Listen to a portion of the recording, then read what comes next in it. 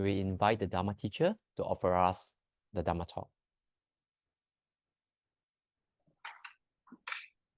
Dear respected, dear friends, today I'm very happy to have chance to be with you, and this is maybe my first time.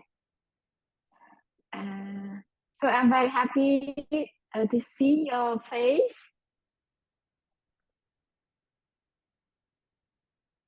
Last time, Brother Tử, he was here, joined us spring retreat, and after that he invited me to share the practice with our friends in Malaysia and Singapore. So I agree. So that's why today I'm here with all of you.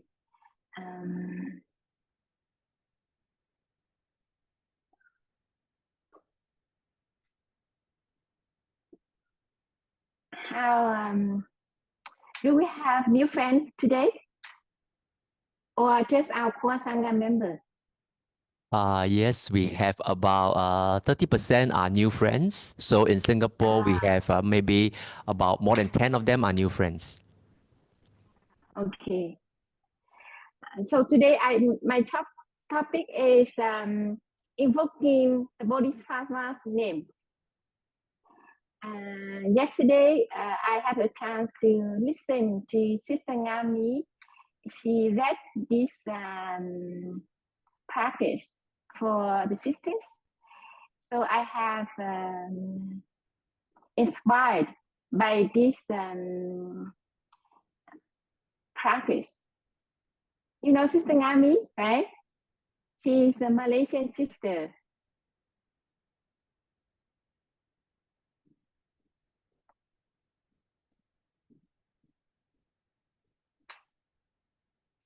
So first, I will read first.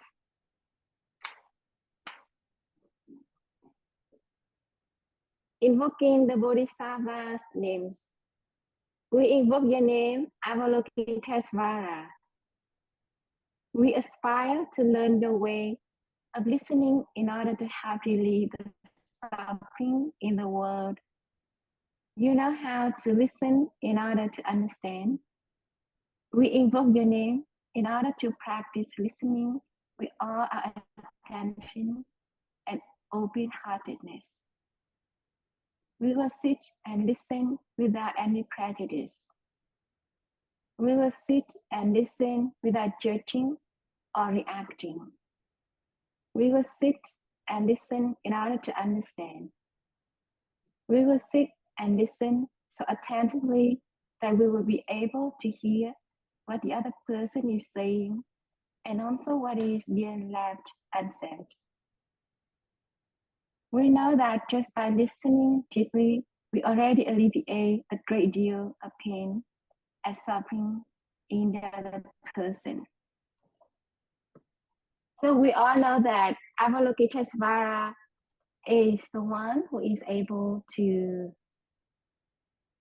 listen deeply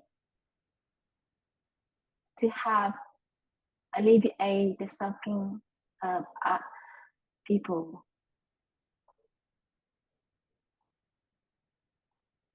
And maybe you may ask, who is Avalokitesvara? Whether she is historical person or not. Actually, whether that the Avalokitesvara is historical or not is not important.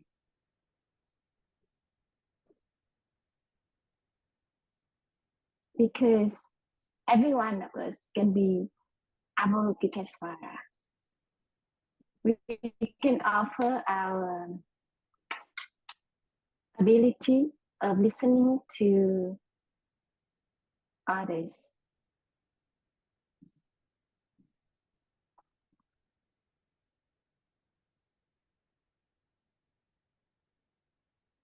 Can I see your face?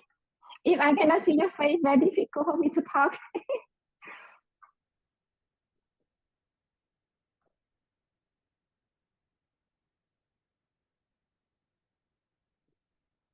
Okay. Yes.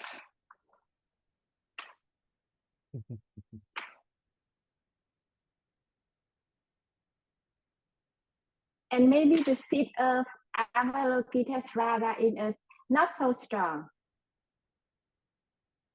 And sometimes we see that it's very difficult for us to listen to others, especially when they're complaining, right? When they have some difficulty in their heart, and maybe their speech is a little bit harsh to listen, right? So if we see that our capacity of listening to the suffering of ourselves and others is not strong, we can take refuge in the Sangha. For example, when you come to the day of mindfulness, you have a chance to practice Dharma sharing, right? Right? So in today, you have the chance to practice Dharma sharing, right, in your schedule. No. Yes. Okay, good. So in the Dharma sharing, you have a chance to listen, and with the energy of the whole sangha, maybe while you listen to our friends, you have some react inside of you, right? But because of the energy of the sangha, so you just embrace that emotion, and you don't speak out. And you embrace it, and you breathe with your reaction. And it is a very good chance for us to train our ability to listen to others. So maybe in this afternoon, while listening to others, we practice, come back to our breathing, and follow our breathing while listening to others. This is the practice. So I offer you this practice today while listening to our friend sharing and the Dharma sharing. So instead of try to speak,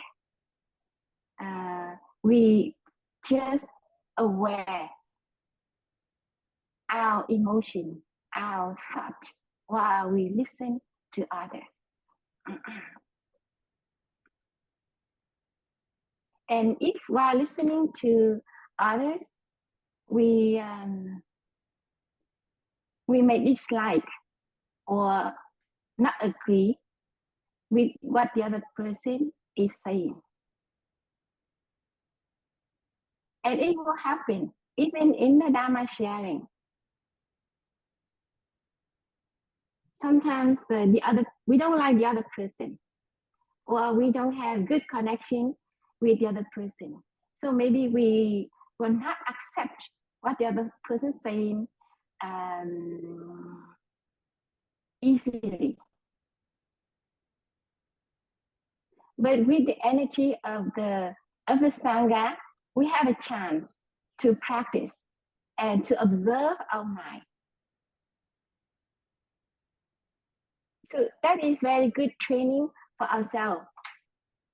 So when we back home, we can apply this practice with our husband, with our wife, with our parents, or with our children. When they say something that not according to our point of view, we will react right away, or we will practice like in the Dharma sharing.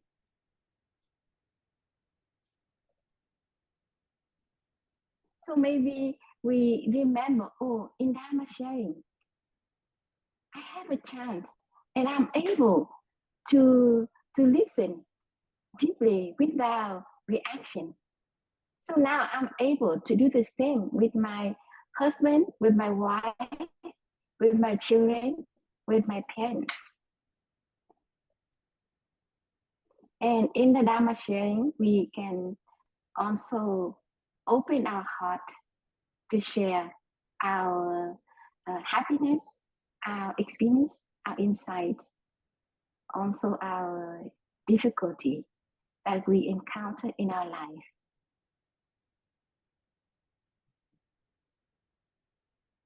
And coming to practice together is a great opportunity for us to take care of each other and listen to each other. So maybe at home, it's very difficult for us to open our heart to share with our husband, our wife, our parents, and our children. It's true. Maybe they are our parents, they are our husband, they are our wife, they are our children. But many times we feel that it's very difficult to open our heart to share with them, right? So when we come together as a sangha, we can open our heart to share, and each one of us will listen to each other deeply, and maybe we can share our own experience, what we have practiced. So together we benefit from the practice of each other. And alone at home, you may find it's difficult for you to handle your difficulty, your suffering. But come to the Sangha and practice as a Sangha, you see that it's very difficult, easy. It's very easy for you to accept what is happening to you. Because Sangha, like a boat, can carry you. Like, for example, if you throw a stone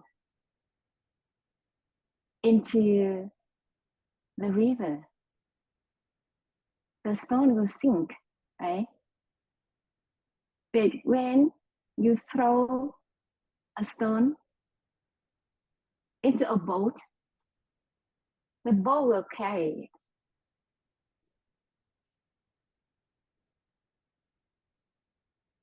So it's the same. Sangha has a great capacity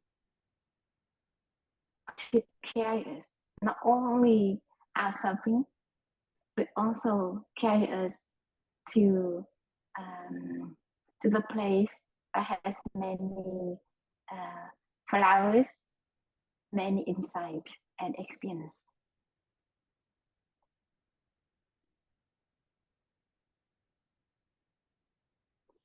So Sangha can be a bodhisattva of Avalokitesvara that can offer the ability of listening to us.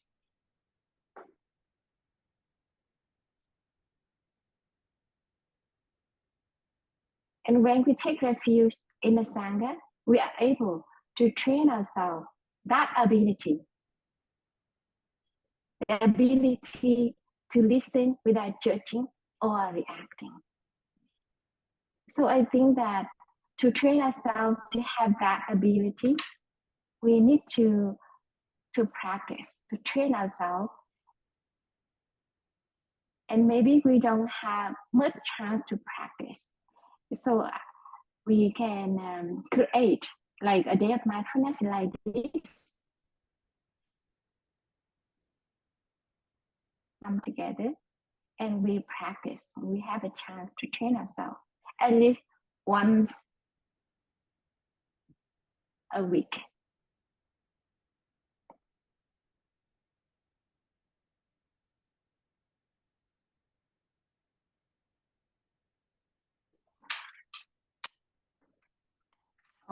Okay, so now we move to the second. We invoke your name, Manchushi. We aspire to learn your way, which is to be still and to look deeply into the heart of things and into the hearts of people. We will look with all our attention and open-heartedness. We will look with unprejudiced eyes. We will look without judging or reacting. We will look deeply so that we will be able to see and understand the roots of suffering, the impermanent and soulless nature of all that is. We will practice your way of using the sword of understanding to cut through the bonds of suffering, thus freeing ourselves and other species. So this is the practice of looking deeply. What is the seed of Bodhisattva Manjushri in us? So the Bodhisattva Manjushri is the one who is able to sit still and to look deeply. We know that stillness and looking deeply are two aspects of meditation.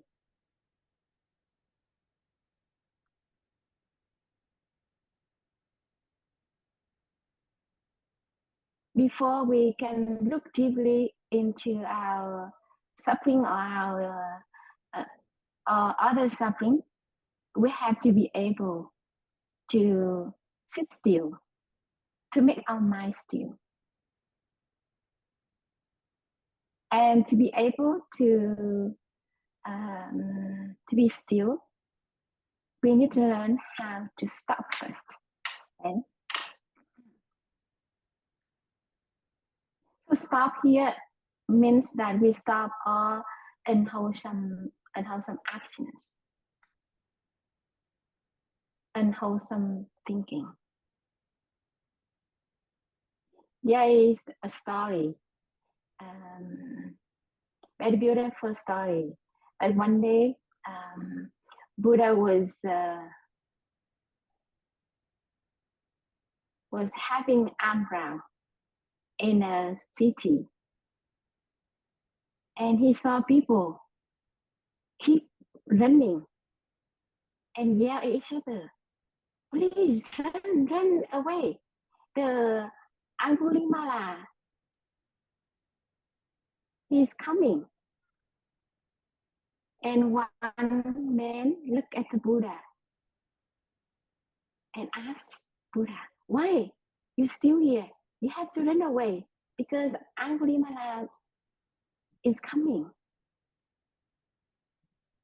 But the Buddha just looked at that man and smiled.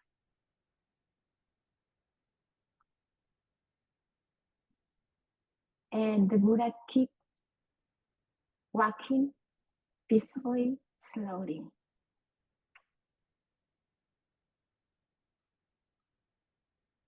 At that moment, Angulimala yelled at Buddha, "Please stop. I asked you stop. Why you keep walking?" And the Buddha said that, "I already stopped. The one you stop is you."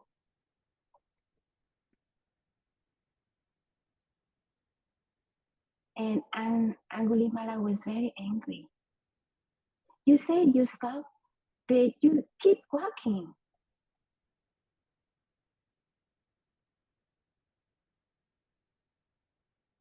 The Buddha looked at him compassionately and said that, "I already stopped all unwholesome actions.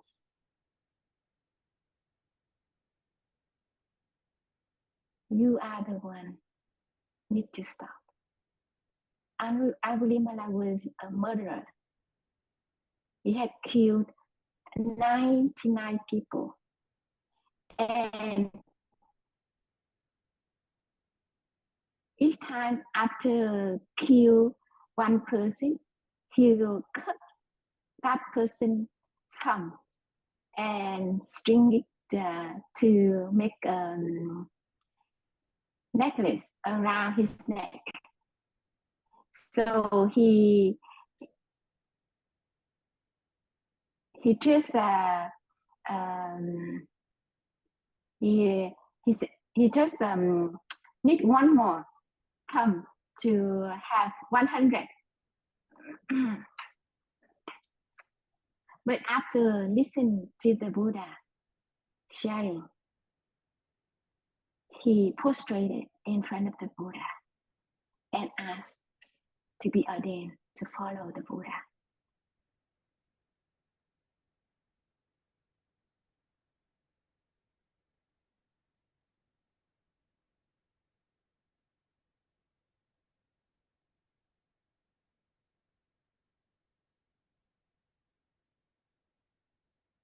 So to be able to stop all unwholesome action, we need to be aware, to train ourselves how to recognize what is happening in our body and mind. And the practice that can help us really aware of what is happening in our body and mind is the practice of mindful breathing. So the practice of mindful breathing is very simple and is always with us. But the benefit we get from that practice is very, very great.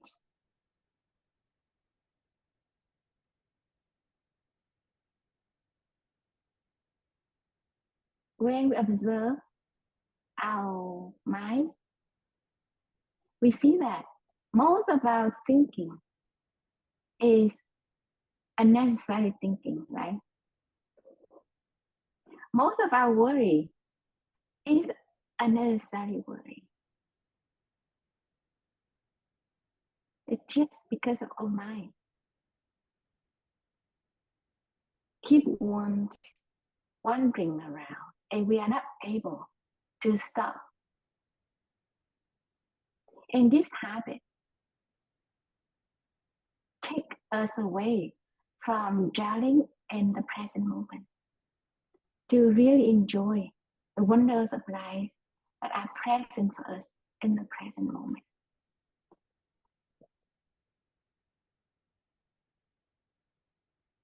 So just coming back to the very simple practice, like mindful breathing, we're able to cut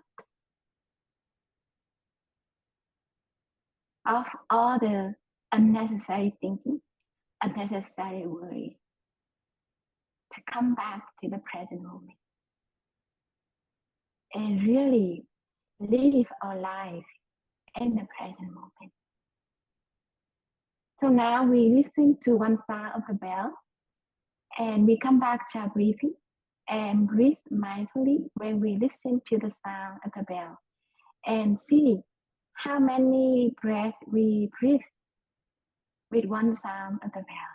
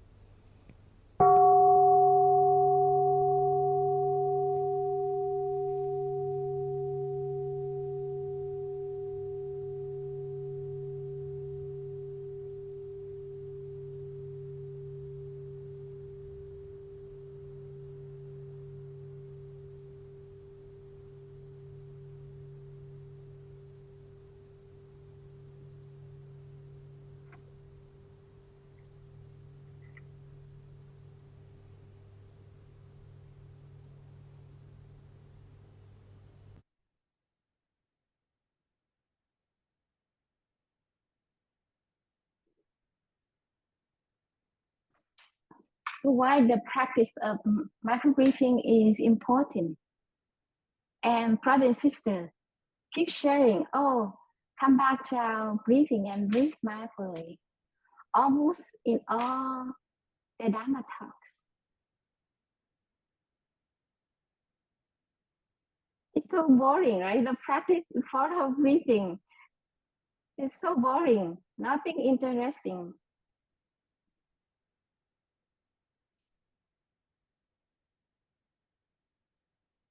So when I also, when the first few years of my practice, I don't appreciate much the practice of mindful breathing.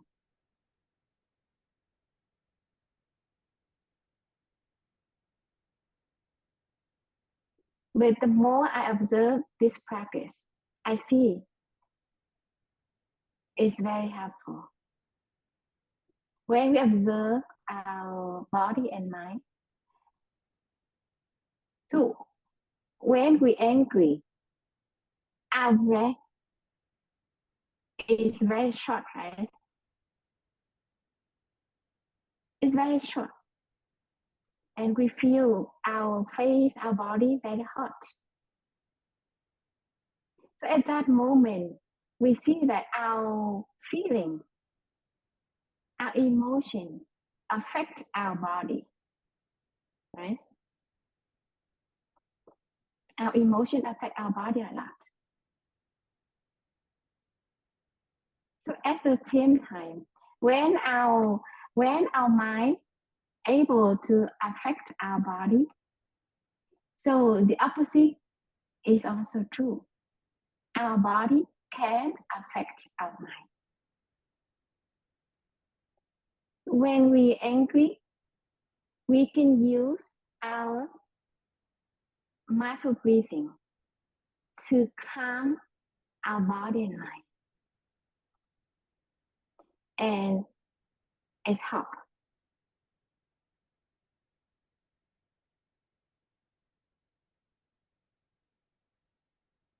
Just by observing how our emotion affect our body and how our body affects our mind.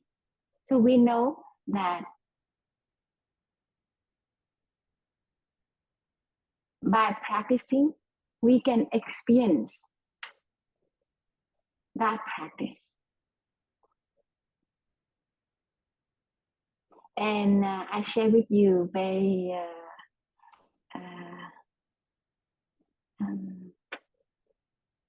my experience. I got a car accident. One day when I drove the car downhill,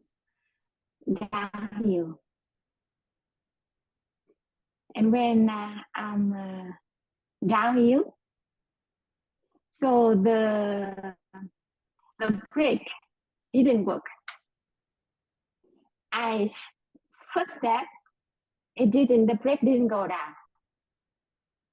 And I tried to step the second one, and still the brake didn't go down.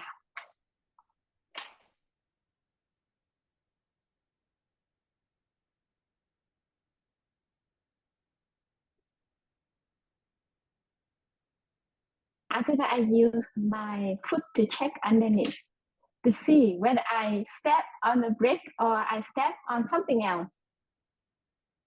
And I realized I stepped on the brake.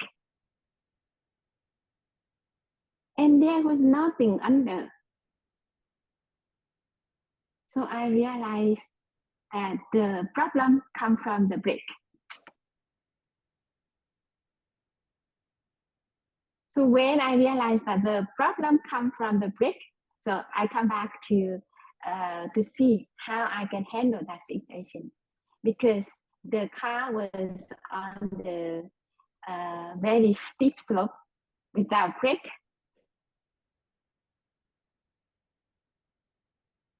And I look down, I see the slope not only very steep, but keep going. You know, the mountain road keep winding. At that moment, I talked to myself: if I let the car keep going down, not only dangerous for my car, but for the opposite car. So I have to stop the car anyway.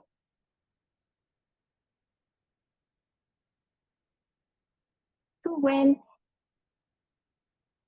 I decide that I will let the car stop, at that moment, I just come back to my breathing and relax my whole body. Didn't have any feeling of fear or anything. At that moment, I totally come back to my breathing and relax my whole body. I didn't know what really happened outside. I didn't hear anything.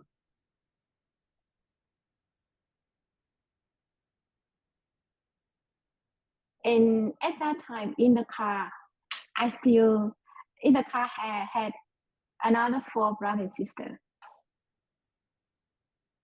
And I was driver. So I just come back to my breathing, totally focus on my breathing and relax my whole body. At that moment, my body was very light, has some energy in myself. And I didn't experience that before. Just only that moment, I feel that it's very light in my body. And when that energy arises, I talk to myself, please protect my brother and sister. Please protect my brother and sister.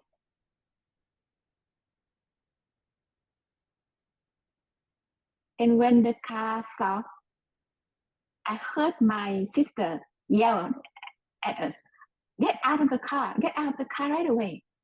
So at that moment, I come back again, and then I get out of the car and I saw all my brother and sister can get out of the car, and I hear what they experienced. So they say that the car, when it hit the mountain, because I decided the car had to stop. Because one side is valley and one side is mountain. So I decided the car hit the mountain, not fly to the valley. So they say the car hit the mountain and fly, and then turn over 3 rounds.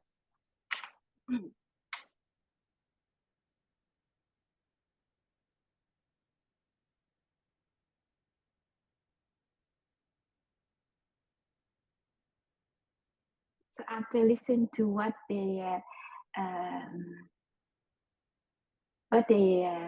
experience, I cannot believe in that situation we all can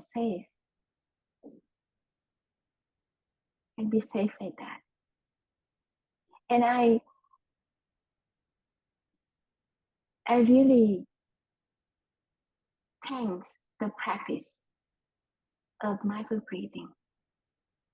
Maybe I have trained myself, come back to my breathing whenever I have some emotions or some difficulty.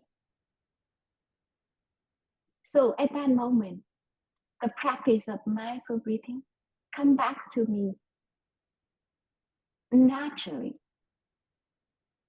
So at that moment, I don't force myself, I have to practice mindful breathing, to calm myself, to relax myself.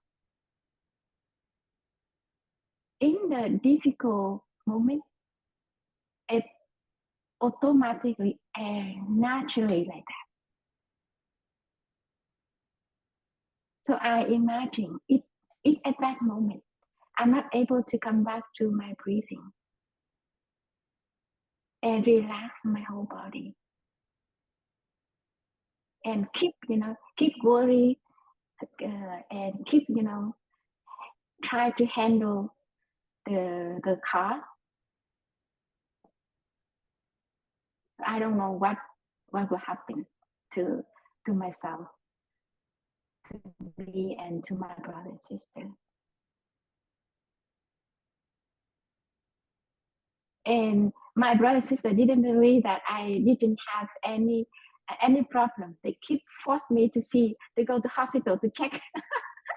I said, no, I didn't feel anything. My body, no hurt, no pain, nothing. Why I have to go to the hospital to check? I feel very normal inside and outside. No pain, nothing.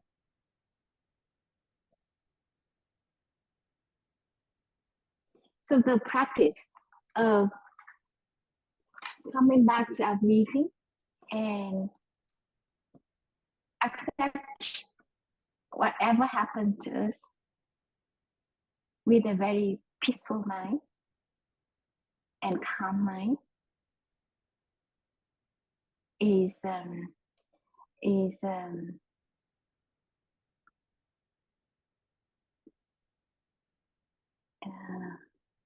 something we need to train ourselves daily.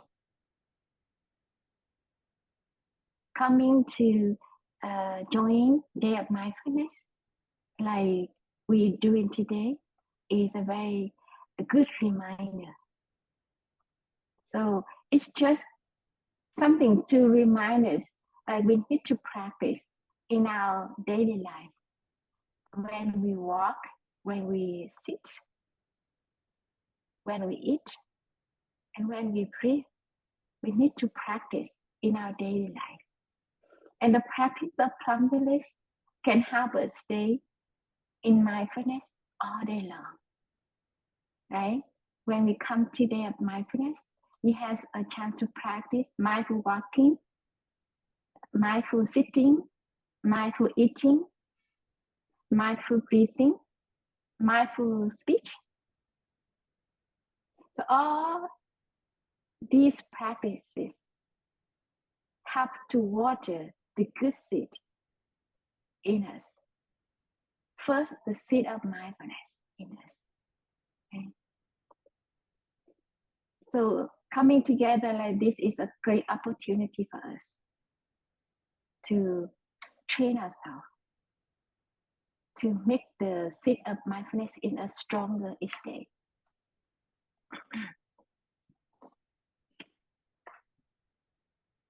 Oh, we don't have much time, huh? So the second aspect of meditation is looking deeply.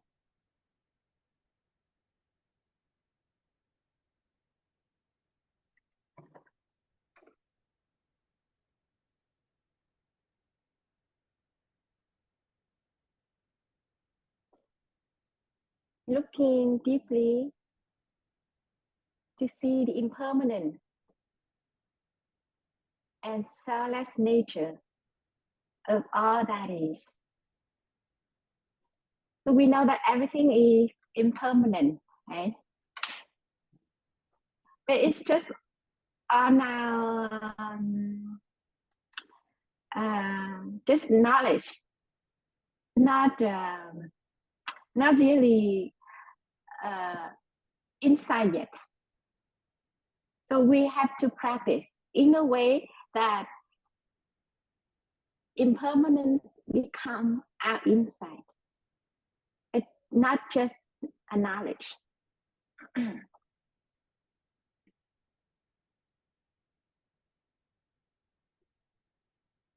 We know very well. We listen so many times that everything is impermanent. And we never step twice into the same river. Right? But in daily life, we behave in a way that everything is permanent.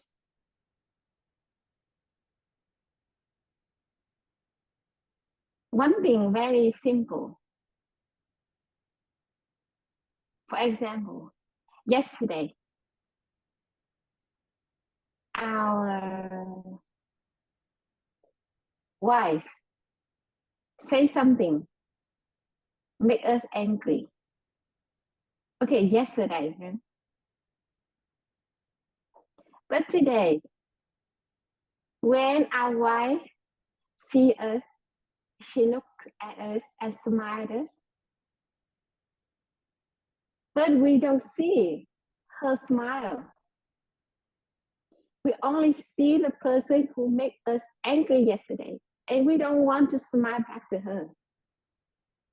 Right? We don't want to smile back to her. Even we don't want to talk to her.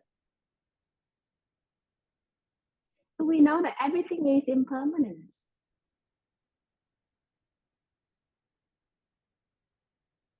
Yesterday, she made us angry. But today, no, she looked at us and smiled at us.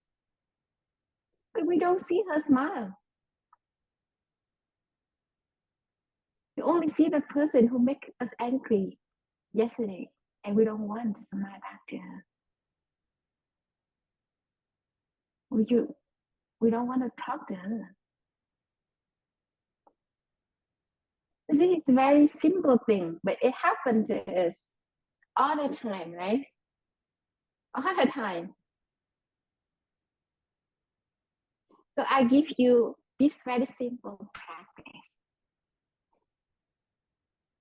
First, to see our beloved ones as they are in the present moment.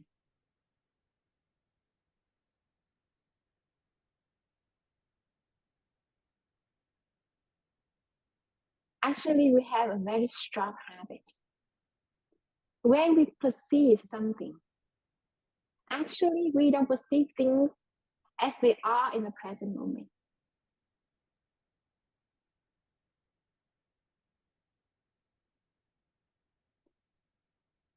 We only see our past experience.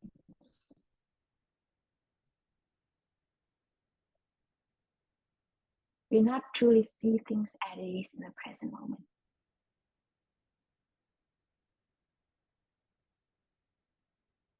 And that is how our life stuck.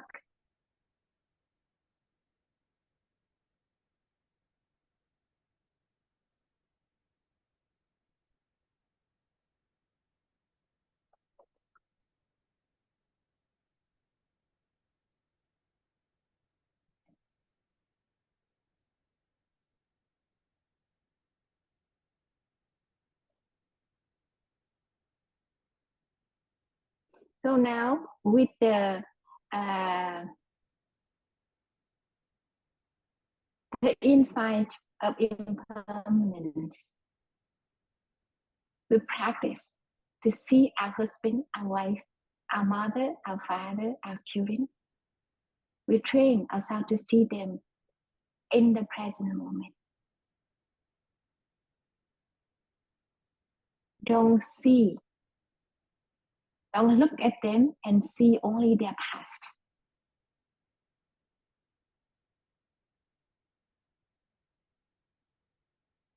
Now we listen to one side of the bell.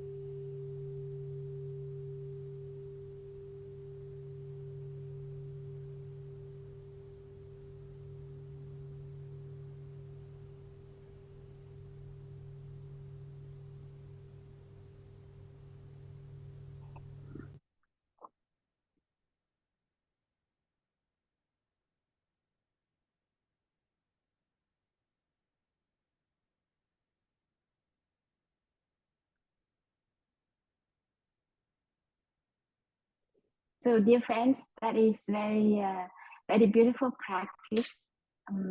If we are able to see people as they are in the present moment, we will have more joy, more happiness. And we also make people feel happy and at ease when they are with us. Because they feel that when they close to us, they feel that everything is flowing. Our mind, and will not, our mind not get stuck in anything. So make people feel very at ease when they have a chance to be with us. So this is the practice. We offer for ourselves first, and then we offer for people around us, especially our family members, Sangha members. Practice to see things as they are in the present moment, not their past.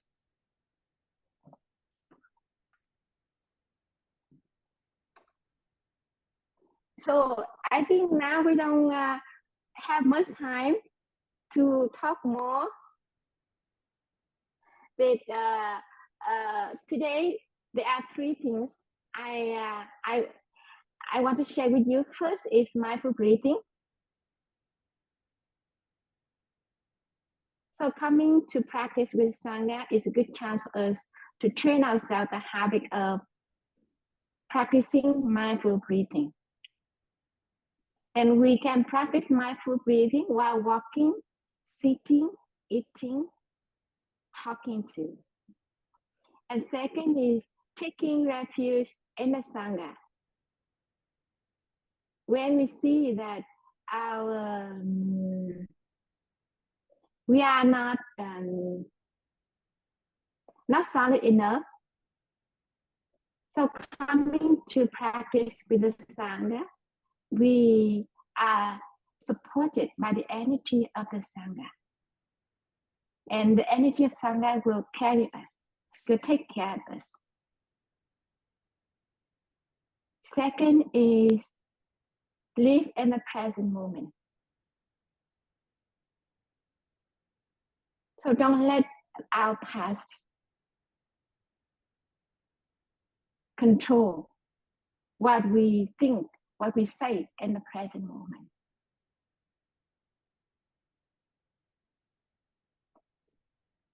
Thank you for your listening.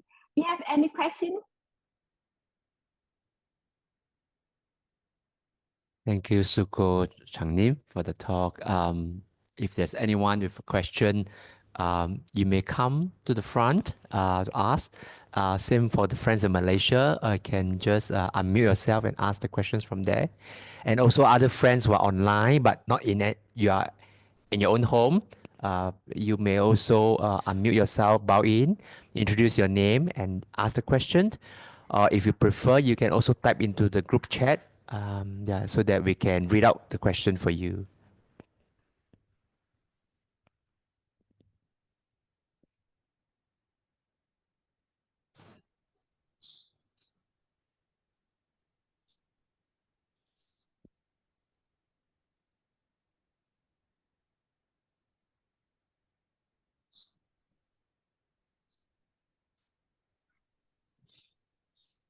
Or friends in the Sangha house, yes. You want to ask this way? Or you want to come forward? Okay. So we have a friend in the Sangha house in Singapore. Would like to ask a question. Come on.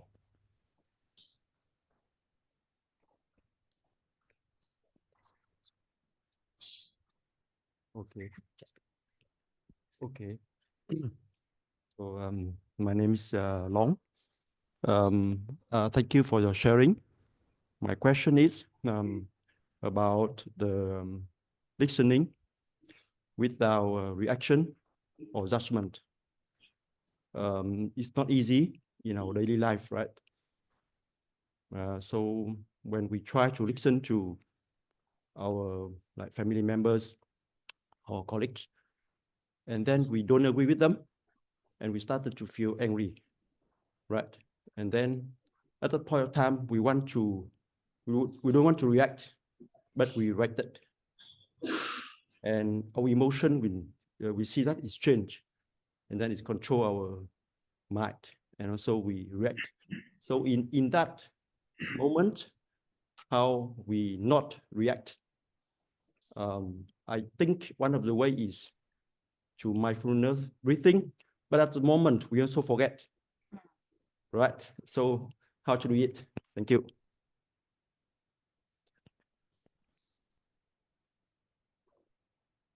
Dear Sangha, it's very good question, because this question is not only his question, but I think everyone's question, right? The question of all of us. And we have to train ourselves. Actually, it's not easy, but we have to train ourselves day by day. Maybe this time we not practice as well as we expect. But we can remind ourselves, okay, next time when I listen to that person, I will remember to practice, come back to my breathing, and keep myself calm. Or whenever you see that person, even that person doesn't talk to you, but whenever you see that person, you remind yourself, oh, that person, when he or she say, easy to provoke my anger. So I need to practice mindful breathing with her. So whenever you see her, even she doesn't talk to you, you also come back to your breathing and breathe mindfully. And it is a way you train yourself. Whenever you be with her, you will practice mindful breathing to keep yourself calm. For example, at home, your wife, when she says something, you feel that, oh, it's her way of speaking, easy to provoke your anger, right? So whenever you see her, even she doesn't talk to you, but whenever you see her, you come back to your breathing and breathe mindfully. And smile with any feeling you carry inside of you. You breathe mindfully with it. And then you see, by the time, whenever you interact with her, you are more peaceful, you are more calm, and you able to remember your mindful breathing.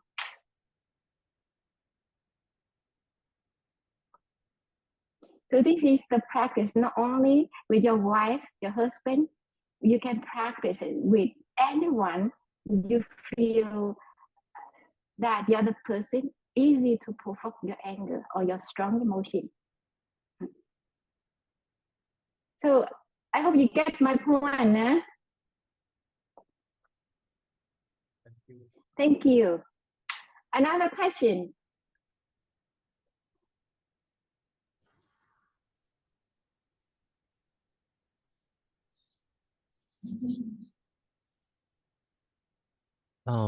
There is a question online. Let me go closer to read it up. So the question is, dear sister, thank you so much for sharing. There is a saying, worst enemy is ourselves. In situations where we suffer like jobless, depression, I use meditation to help us stay calm. But the negativity comes back again, even there is hope. How shall we overcome this? Thanks.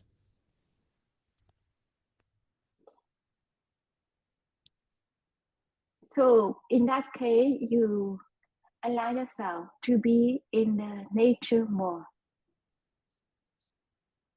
Like you walk in the park, surrounded with many beautiful trees, beautiful flowers,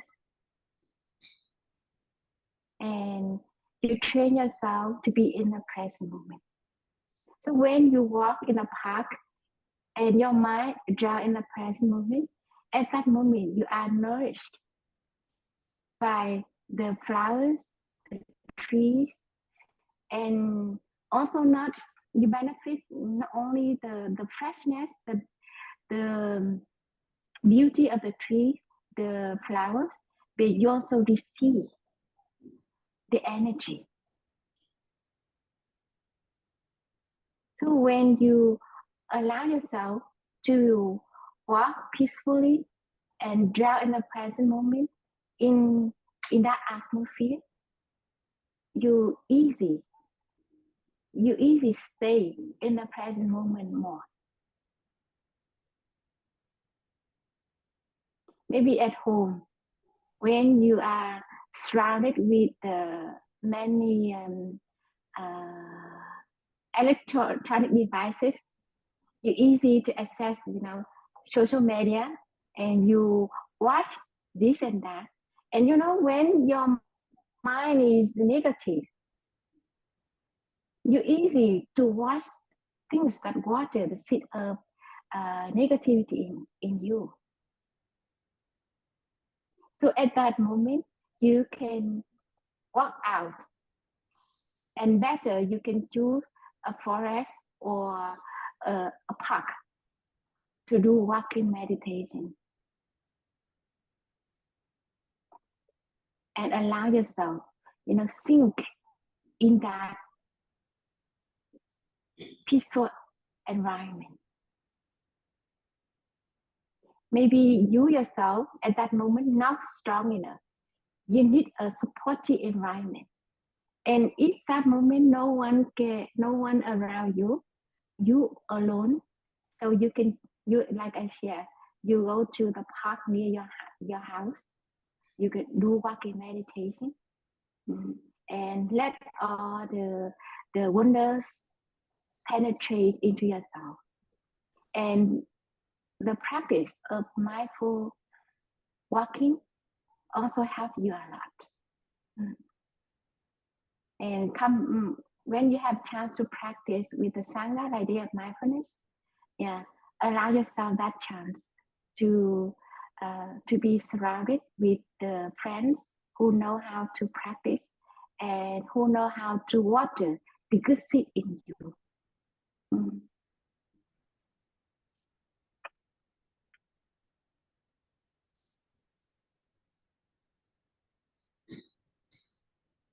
But for the people easy to get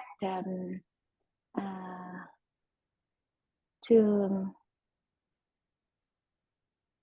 the depression, easy to come back to him or her.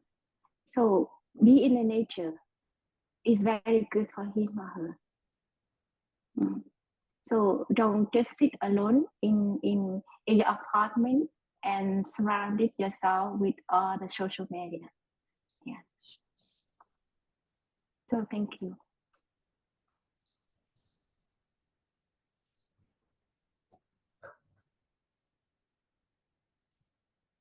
We have one more question from the Sangha House in Singapore.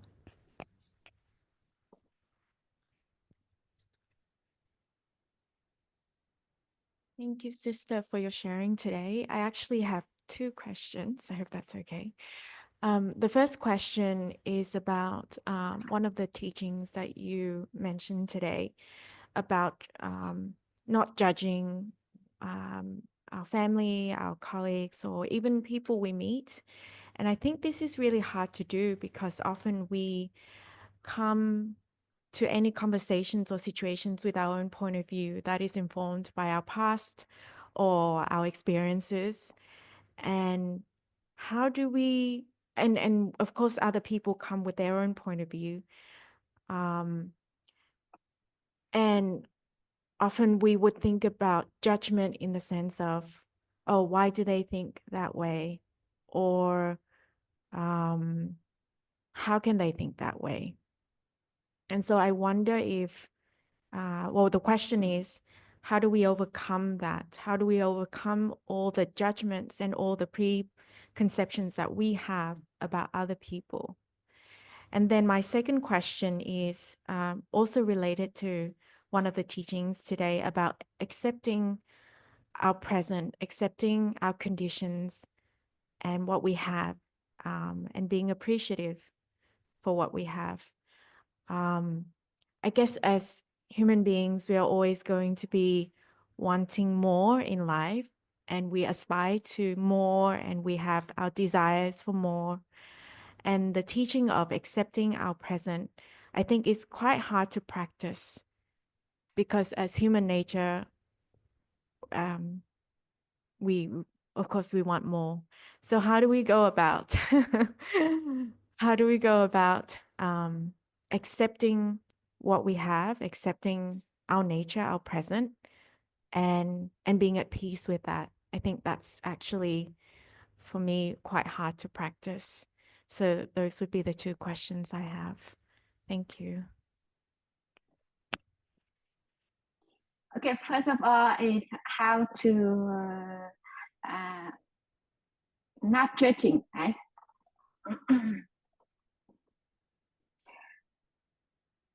I live in the Sangha with hundreds of brothers and sisters. So you can imagine, I need to practice with this practice a lot. With the judging mind.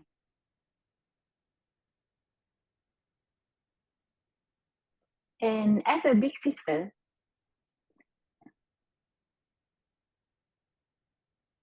I also have to open my eyes to observe, right? To observe my younger sister, to see, to make sure that everything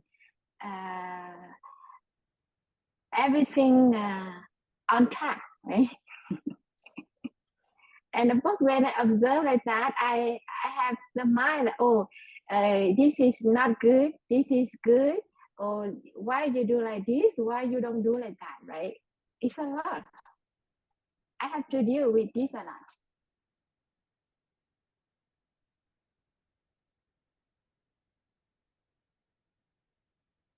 And one day, just recently, a sister asked me to do flower arrangement. She gave me flowers, leaves, everything for me to arrange flowers. So I arranged flower, and after that, I put the vase of flower on the altar, right?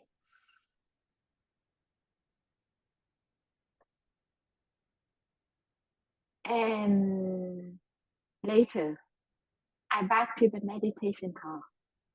I saw my vase of flower was changed.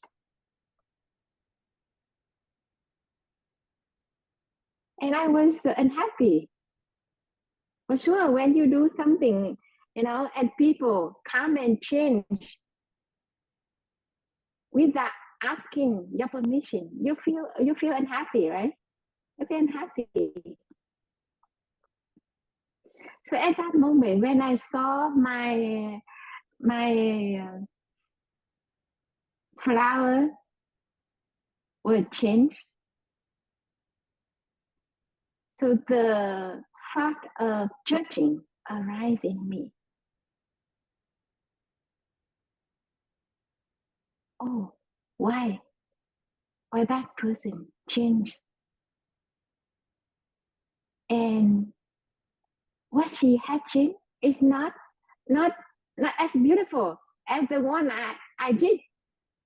Why she changed? So when that thought arises in me, I stop angry. I'm able to stop my anger.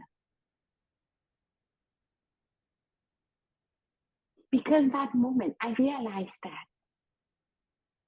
maybe what we think is good, but to others it's not good. Like I see what I arrange is beautiful, But to the other person, to her, it's not beautiful. That's why he changed. She changed, right? That's why she changed. And after she changed, I look at that vase of flower. I see, oh, it's not as beautiful as mine. And what I did. So to her, it's beautiful, but to me, it's not beautiful. So after that, I realized that each one of us have our own way of thinking what is beautiful, what is not beautiful, what is good, what is not good. And the important is we learn how to appreciate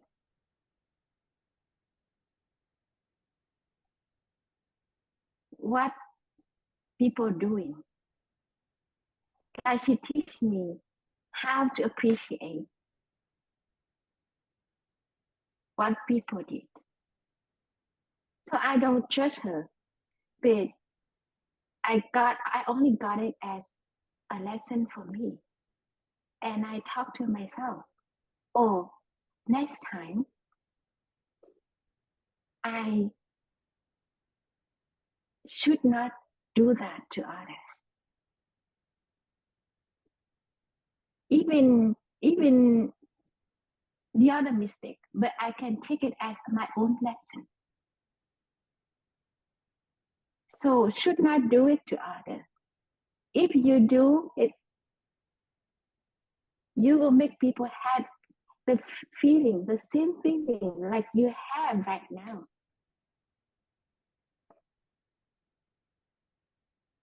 So I think with the person who know how to practice, so whether what people doing good or not good, we still can learn.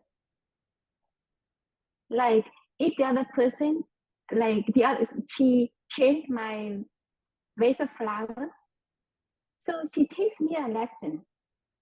I didn't suffer. I just get it as a lesson for myself. Oh, next time don't do it to others like that. If you do, you will make people have the same feeling like you have right now. So when we practice, the shortcoming of others is on so a chance for us to learn. We also not learn the good thing of others, but we also learn the something not good from others too. To take it as our experience. We don't need to experience to get experience. By observing ourselves, observing people around, we can get their mistake, their shortcoming, like our own experience.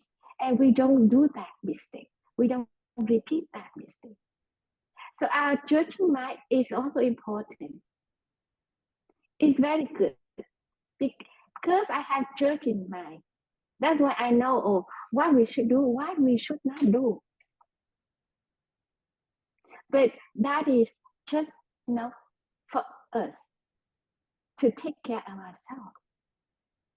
It's not, we don't use that judging mind to what others. You understand what I mean? When we see, that person doing like that is not good. So we don't turn that feeling toward others. We just take it as a lesson. Oh, doing like that is not good.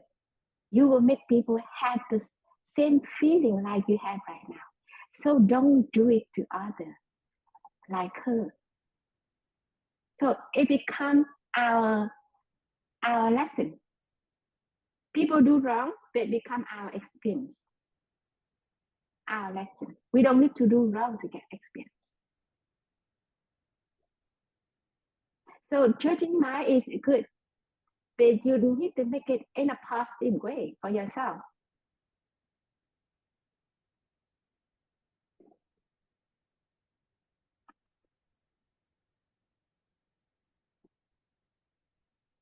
That is for the first question. And the second question, is, I forgot. In question, I think it's about accepting the present and feeling appreciative of what we have because we are always thinking of wanting more and more. So how do we practice accepting the presence of what we already have? So one time, a mother asked me a question. Why she tried to provide everything for her daughter, but her daughter still doesn't feel happy. The daughter has everything. Why still unhappy? You know, the important is not you have everything. The important is how much you appreciate what you have right now.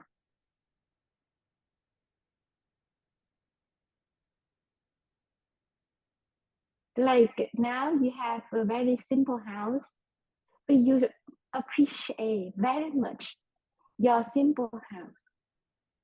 So your simple house becomes a great condition of your happiness. But people who live in a very beautiful and big house, but they don't appreciate that beautiful, that big house. So even they stay in very big and beautiful house, they're still unhappy. So the thing is not what you have, but how much you appreciate what you have will decide your happiness.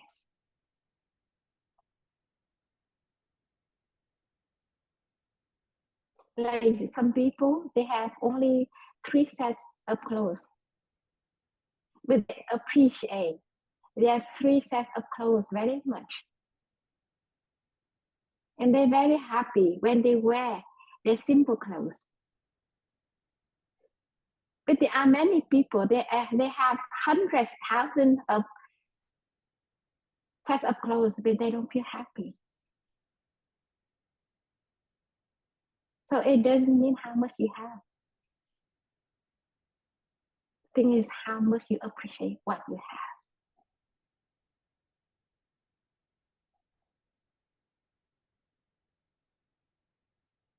So thank you for your listening. I think now it's time to go for lunch, right?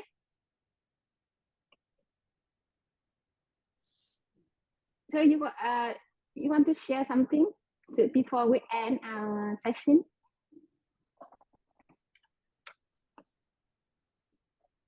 So we are very thankful to Sister Trang Nghiem for her wisdom, for her compassion.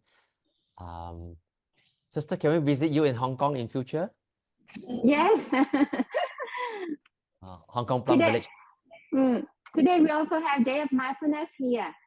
And we have a Q&A session. While I give the online talk, our brother and sister have a session of Q&A for Hong Kong friends. And today we also have a group of children join us too. Well, thank you once again. If conditions are sufficient, we can visit Sister in Hong Kong where there's a lot of space for mindful walking. The monastery is in one part of Hong Kong, which is very peaceful and feels unlike Hong Kong. So so we look forward to seeing you in person very soon. And we will end this session of the Dharma talk and Q&A with 3 sounds of the bell. Dear friends, you're invited to sit comfortably, upright. Bring our awareness back to our body and our breath. As we listen to 3 sounds of the bell, we allow ourselves to continue to arrive in the present moment and to come home to ourselves.